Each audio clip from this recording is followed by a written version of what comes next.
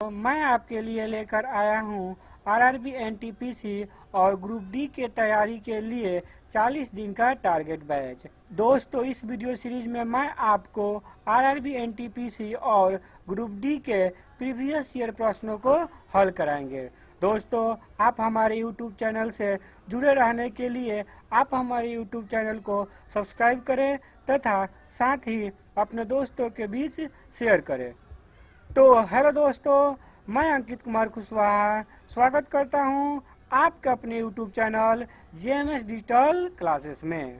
तो चलिए दोस्तों, आज की इस वीडियो को शुरू करते हैं। और आज की इस वीडियो का हमारा पहला तीन संख्याओं का योग 197 है। यदि पहली संख्या और दूसरी संख्या का अनुपात 2:3 है और दूसरी संख्या और तीसरी संख्या का अनुपात 5:8 है तो दूसरी संख्या ज्ञात करें। दोस्तों, प्रश्न क्या कह रहा है? प्रश्न कह रहा है कि पहली संख्या तथा दूसरी संख्या का अनुपात कितना है? तो 2:3 है। फिर क्या कह रहा है? दूसरी संख्या और तीसरी संख्या का जो अनुपात है 5:8 है। दोस्तों, दूसरा संख्या आपको रेशियो के अनुसार सेम होना चाहिए, लेकिन यह सेम नहीं है, इसलिए इसको बराबर करने के लिए आपको खाली स्थान को भरकर गुणा कर दीजिए। 3 से यहाँ पे खाली स्थान है 3, तो यहाँ पे भी आपका खाली स्थान है 5, यहाँ पे भर दीजिए और इसको गुणा कर दीजिए। गुणा करेंगे तो कितना होगा? तो 8 3 24, 5 3 15, 5 दूना के 10 आपका हो जाएगा। इसको जोड़िएगा तो कितना होगा? तो 5 4 9 और ये आपका 49 होगा। और लेकिन रेशियो के अनुसार हमारा योग कितना आया? तो 49 आया, लेकिन प्रश्न के अनुसार कितना है? तो 197 है। 50 से कितना बार में कटेगा? तो 4 बार में जाएगा। एक पर कितना है? 4। तो हमको दूसरी संख्या प्रश्न में पूछ रहा है, तो दूसरी संख्या यानी 15 पर, तो 15 पर कितना हो जाएगा? तो 15 चौके 60, ये आपका आंसर होगा। दोस्तों, अगला प्रश्न है, जब पिता की आयु 54 वर्ष है तब दो बहनों की आयु के बीच अंतर 4 वर्ष है। पिता माँ से 2 वर्ष बड़े हैं। छोटी बहन की आयु माँ की आयु से आधी है। बड़ी बहन की आयु पता लगाएं। यानी आपको बड़ी बहन की आयु ज्ञात करना है। प्रश्न में क्या कह रहा है दोस्तों? प्रश्न में कह रहा है पिता का आयु कितना है? तो 54 वर्ष है। और माँ जो है यानी पिताजी माँ से 2 वर्ष बड़े हैं, तो माँ की आयु कितना हो जाएगा? तो 2 वर्ष बड़े हैं तो 2 वर्ष कम होगा, यानी 52 साल। अब क्या कर रहा है? प्रश्न में आगे पढ़े हैं तो प्रश्न में कह रहा है छोटी बहन का जो आयु है, छोटी बहन का जो आयु है वो माँ की आयु से आधी है, तो 26 साल माँ की आयु हो गया। आपको प्रश्न में बड़ी बहन की आयु निकालने के लिए पूछ रहा है, तो बड़ी बहन का आयु अगर हम निकाल रहे हैं तो अगर प्रश्न में आप शुरुआत में पढ़ रहे हैं तो प्रश्न शुरुआत में ही बोल रहा है कि दोनों बहन के बीच का जो आयु का अंतर है वो 4 साल है। अगर छोटी बहन का आयु अगर 26 साल है तो बड़ी बहन का आयु में आप क्या करिएगा? तो 4 साल जोड़ दीजिएगा, तो कितना होगा? तो आपको 30 होगा। यानी दोनों के बीच का अंतर फिर हमारा कितना हो गया? तो 4 हो रहा है। यही आपका बड़ी बहन के आयु आ जाएगा। तो कितना होगा बड़ी बहन का आयु? तो 30 वर्ष होगा, और यही आपका आंसर हो जाएगा। प्रश्न है, एक कुर्सी को 720 रुपये में बेचने पर एक दुकानदार को 25% हानि होती है। 25% लाभ कमाने के लिए कुर्सी को कितने रुपये में बेचना पड़ेगा? दोस्तों, किसी वस्तु का दाम अपने आप में कितना होता है? तो 100% होता है। दोस्तों, इसमें क्या कह रहा है कि 25% हानि पर, यानी 25% हानि पर उस वस्तु को बेच रहा है। हानि हो रहा है तो हम माइनस कर रहे हैं हानि। 25% हानि पर जो हमारा विक्रय मूल्य का प्रतिशत आएगा वो कितना आएगा? तो 100 में से 25 को आप माइनस कर लीजिए, तो 25 माइनस करिएगा तो कितना होगा? 75% होगा। इसको हम कैसे निकालें दोस्तों? इसके लिए फार्मूला है। आप दोस्तों इसको इस फार्मूला की सहायता से भी आप बना सकते हैं या कर सकते हैं, या डायरेक्ट आप क्या करिए 100 में से अगर हानि हो रहा है तो 100 में से माइनस कर दीजिए, प्लस होगा तो जोड़ दीजिए। अब क्या कर रहा है? हमारा लाभ का यानी विक्रय मूल्य का जो प्रतिशत है वो कितना आया? तो 75% आ गया दोस्तों। लेकिन जो प्रश्न में दिया है, प्रश्न में कितना दिया है? तो 720 रुपया दिया है। दोस्तों प्रश्न में आपको अगर 100% पर आप निकाल दीजिएगा, 100% पर इसको बना दे रहा है, 100% जितना आएगा वो वस्तु का क्या हो जाएगा, क्रय मूल्य होगा। लेकिन प्रश्न में हमको वस्तु का क्रय मूल्य नहीं पूछ रहा है, और पूछ रहा है क्या कि 25% लाभ कमाने के लिए उस वस्तु को हम कितना रुपये में बेचेंगे।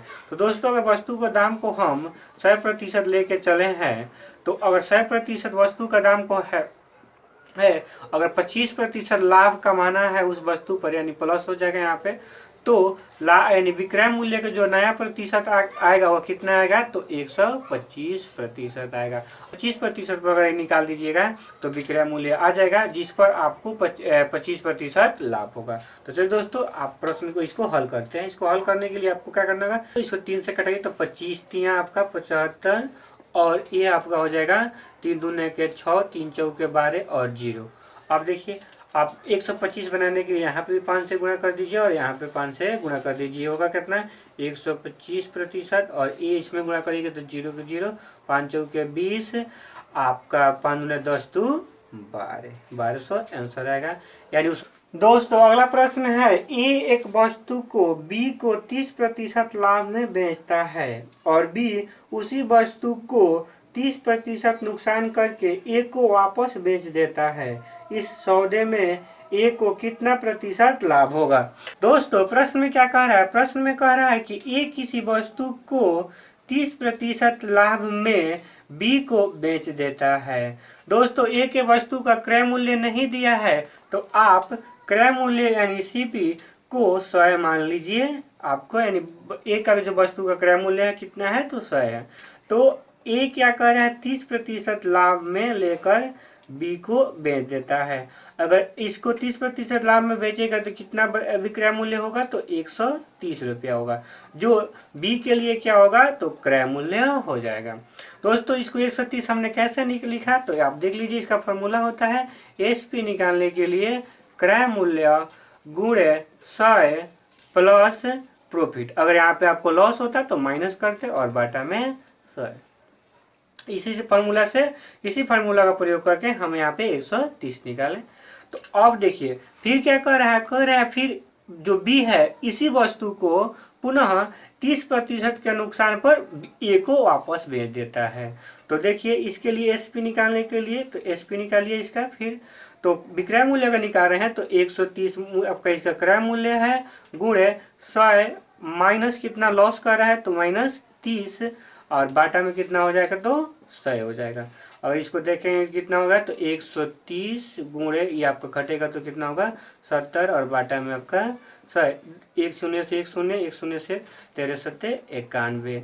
यानी जो बी का एसपी है वो कितना है, 91 रुपया, और जो ये पुनः किसको बेच दे रहा है, तो ए का बेच दे रहा है, तो ए के लिए क्या हो जाएगा, तो आपको ये खरीद रहा है तो इसके लिए क्रय मूल्य हो जाएगा। दोस्तों अब कह रहा है क्या कि इस सौदे में ए को लाभ होगा कि हानि होगा, यही आपको निकालना होता है। दोस्तों प्रॉफिट एंड लॉस का एक सीधा सा कंसेप्ट होता है कि आपके पास से कितना रुपया जा रहा है और कितना रुपया आ रहा है। मतलब अगर आपके पास से ज़्यादा रुपया जा रहा है और कम आ रहा है तो आपको क्या होगा, नुकसान होगा। लेकिन आपके पास से कम रुपया जा रहा है और ज़्यादा आ रहा है तो आपको क्या होगा, तो लाभ होगा। इसी कंसेप्ट को लेकर हम यहाँ पे भी प्रयोग करेंगे। तो दोस्तों आप देख रहे हैं कि ए का वस्तु का क्रय मूल्य पहले कितना है, तो 100 रुपया, इसके पास से 100 रुपया गया, लेकिन कितना आया, इसके बदले में 130 रुपया यानी ज़्यादा आया, तो यहाँ पे इसको लाभ होगा। कितना रुपया लाभ हुआ, तो 100 रुपया का था लेकिन 130 रुपया में बेचा, तो 30 रुपया इसको लाभ हो रहा है। फिर अगर देखिए जब वो खरीद भी रहा है तो बेचा कितना में था, तो 100 रुपया में बेचा था, लेकिन वो खरीदा पुनः कितना रुपया में, तो 91 रुपया में खरीदा। तो फिर यहाँ पे भी इसको कितना रुपया लाभ हो जाएगा, तो आपको 9 रुपया लाभ हो रहा है। तो दोनों जगह लाभ हुआ तो मतलब हमारा क्या होगा, तो प्रॉफिट परसेंट ही आएगा। तो प्रॉफिट प्रतिशत आपको बाटा में कितना होगा, तो क्रय मूल्य हम लिखते हैं बाटा में प्रतिशत निकालने के लिए, तो क्रय मूल्य इसका कितना है, 100 है। फिर गुणे प्रतिशत में बदलने के लिए आपको गुणा कितना करना होता है, 100 से गुणा करना होता है। अभी कितना हो जाएगा, तो 39 होगा, और यही आपका 100 से कट जाएगा, 39% आपका आंसर आएगा। दोस्तों अगला प्रश्न है, पहली 40 प्राकृतिक संख्याओं का औसत ज्ञात करें। कह रहा है 1 से लेके 40 तक के प्राकृतिक संख्याओं का औसत ज्ञात करना है। दोस्तों इसके लिए फॉर्मूला होता है औसत बराबर 1 है और अंतिम संख्या आपको 40 है, बटा में आपको 2 करिए और ये कितना हो जाएगा जोड़िएगा तो 41/2 कटेगा तो आपको 20.5 आएगा। यही आपका एवरेज होगा, ये आपका आंसर होगा। तो दोस्तों अगला प्रश्न देखते हैं। तो अगला प्रश्न है, यदि संख्या 11 से भाज्य है तो a का मान है। दोस्तों संख्या क्या है, तो संख्या है 7, 3, 8, a, 6 और a। ये संख्या किससे भाज्य है, तो 11 से भाज्य है। दोस्तों 11 के विभाज्य होने का नियम होता है कि उसके विषम स्थानों का योग में से आपको सम स्थानों का योग के माइनस करना होता है। अगर वह माइनस और वह अंतर अगर आपको 0 मिले या 11 का गुणज मिले तो वह संख्या 11 से विभाज्य हो जाएगा। तो दोस्तों इसी नियम का प्रयोग करके इस प्रश्न को हल करते हैं। तो इसके अगर विषम स्थान को योग करेंगे तो 2a प्लस में कितना होगा 3 और माइनस 6 और 8 कितना होगा 14, 7 आपका 21 होगा। अब दोस्तों आपको a के स्थान पर ऐसा अंक रखना है जिससे इसका अंतर 0 हो जाए या 11 का गुणज हो जाए। तो दोस्तों अगर a के स्थान पर आप 9 रख रहे हैं तो 9 दूना के 18 और प्लस 3 माइनस 21, तो 18 3 जोड़िएगा तो 21 माइनस 21 जो कितना होगा 0 होगा और ये आपका क्या हो जाएगा 0 है तो 11 से विभाज्य हो रहा है, इसलिए a बराबर हमने कितना रखा तो 9 रखा, यही आपका आंसर हो जाएगा। दोस्तों आज की इस वीडियो में हम आरआरबी एनटीपीसी और ग्रुप डी में पूछे गए कुछ महत्वपूर्ण प्रश्नों को हल किए। दोस्तों मैं उम्मीद करता हूं कि आपको यह सभी प्रश्न समझ में आया होगा। तो दोस्तों अगर आपको हमारा यह वीडियो अच्छा लगे तो आप हमारे इस वीडियो को लाइक करें तथा अपने दोस्तों के बीच शेयर करें। दोस्तों अगर आप हमारे YouTube चैनल पर नए हैं और आप हमारे YouTube चैनल को अभी तक सब्सक्राइब नहीं किए हैं, आप हमारे YouTube चैनल को सब्सक्राइब भी कर लीजिए। पूरा वीडियो देखने के लिए धन्यवाद।